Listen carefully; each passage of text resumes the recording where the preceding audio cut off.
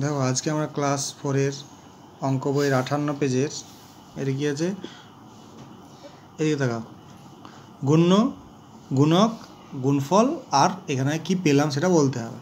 তাহলে 15 আর 10 আছে, তাহলে গুণ্য 15 আর গুণক হচ্ছে 10। প্রথমেরটা হচ্ছে গুণ্য, আর যেটা দিয়ে করতে হবে সেটা গুণক, যেটা দিয়ে করতে হবে সেটা গুণক।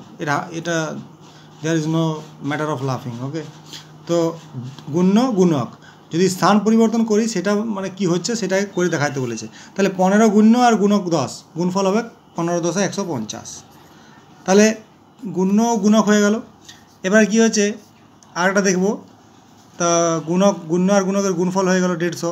আবার 10টাকে যদি আগে করি, গুণকটাকে আগে করি, গুণ্যটাকে পরে করি, মানে স্থান পরিবর্তন করি যদি অঙ্কগুলো, তাহলে কী হবে 10 আর 15, তার মানে 150। তাহলে এই ক্ষেত্রে দেখা গেল যে গুণ্য আর গুণকের এখানে বলেছে যে গুণ্য আর গুণকের যদি স্থান পরিবর্তন করে দিলাম তাতেও গুণফলটা একই পাওয়া গেল।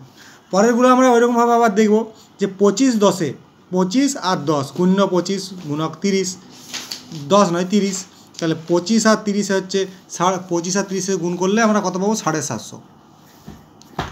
তাহলে এর পরেরটাও দেখবো স্থান পরিবর্তন করে। এটা আগে কী করবো, আগে 30টা দিয়ে দেবো, তারপরে 25টা দিয়ে দেবো।